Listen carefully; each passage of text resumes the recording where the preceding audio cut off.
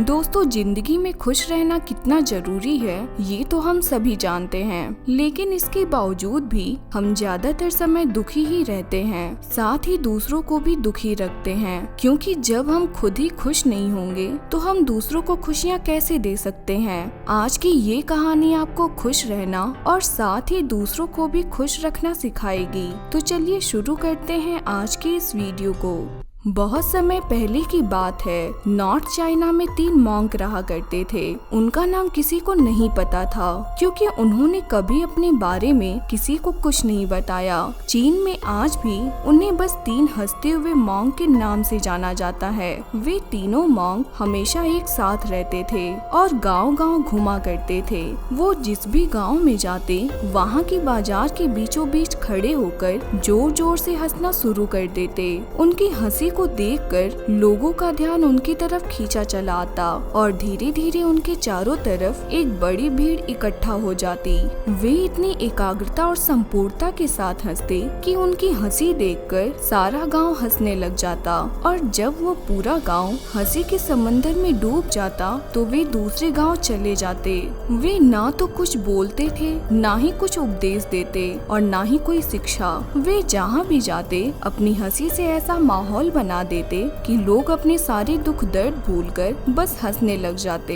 पूरे चाइना में उनके बारे में बातें होने लगी। उनको प्यार और इज्जत मिलने लगा। जब भी उनसे उनका नाम पूछा जाता तो वो बस हंसते थे और इसी वजह से उनका नाम 3 लाफिंग मॉन्क्स पड़ गया। वो मॉन्क इस तरह से हंसते थे जैसे कि उन्होंने इस संसार की खुशी को या भगवान के मजाक को समझ लिया हो और उन्होंने सिर्फ अपनी हंसी से पूरे चाइना में इतना आनंद फैलाया जितना आज से पहले कोई नहीं फैला पाया। पूरे चाइना में घूम घूम कर लोगों को हंसाते हुए समय के साथ वे तीनों बूढ़े हो गए और एक रात जब वे एक गांव में ठहरे हुए थे तो उन तीनों में से एक मॉन्क की मौत हो गई। ये खबर सुनकर पूरा गांव दुखी हो गया। गांव वालों को लगा कि शायद आज के दिन वो 2 मॉन्क जरूर रोएंगे और यही देखने के लिए हर कोई उनसे मिलने आया। जब सुबह हुई तो पूरा गांव इकट्ठा हुआ, लेकिन वो दोनों मॉन्क तीसरे मॉन्क के मृतक शरीर के पास बैठकर जोर जोर से हंस रहे थे।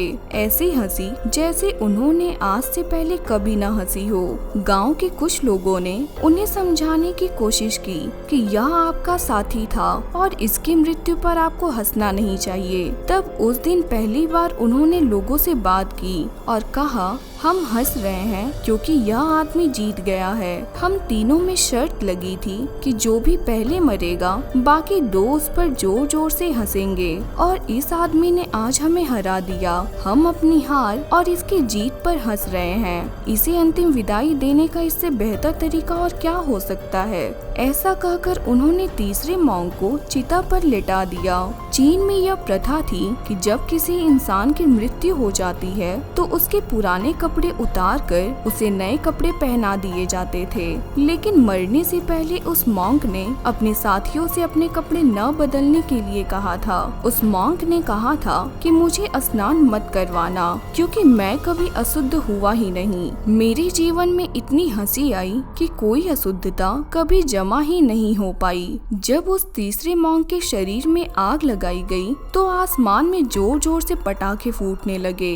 उस मॉन्क ने अपने कपड़ों के अंदर ढेर सारे पटाखे छुपा रखे थे। ऐसा नजारा देखकर पूरा गांव जोर जोर से हंसने लगा और मरने के बाद भी वो मॉन्क लोगों के चेहरे पर एक मुस्कान देकर गया। ये कहानी हमें सिखाती है कि जिंदगी में दुख और तकलीफें तो हमेशा रहती हैं, लेकिन जो चीज हमेशा साथ रहती है वो है हमारी खुशियाँ। खुश रहने या फिर हंसने के लिए किसी वजह की तलाश नहीं करनी चाहिए। छोटी छोटी चीजों में खुद को और दूसरों को खुशी देने के मन में इच्छा होनी चाहिए। अपने दुखों को बांटना जितना जरूरी है उतना ही जरूरी है अपनी खुशियों को भी बांटना।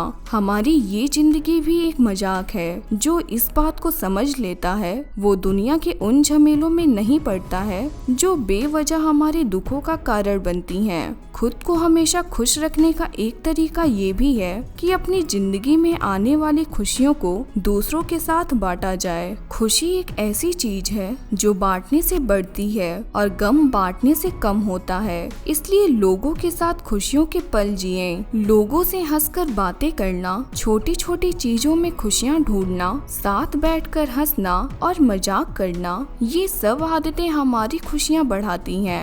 हंसना या मुस्कुराना ये सब हमारी जिंदगी का एक अहम हिस्सा है, लेकिन हम अपनी खुशियाँ अक्सर अपने दुखों के बोझ के नीचे दबा लेते हैं और जैसे जैसे ये बोझ बढ़ता जाता है हम हंसना और मुस्कुराना तो भूल ही जाते हैं। अपने गमों को भुलाकर जिंदगी को जीना सीखें। छोटी छोटी बातों में मुस्कुराना सीखें, क्योंकि जिंदगी खुशियों के सहारे ही अच्छी कटती है, न कि दुखों के सहारे। जिंदगी में सुख की तलाश करो, हंसो और खुशियाँ बांटो। दुख तो जिंदगी का हिस्सा है, वो तो ना चाहकर भी आएगा। तो दोस्तों, हमारी आज की वीडियो में बस इतना ही। आपके बहुमूल्य समय के लिए बहुत बहुत धन्यवाद।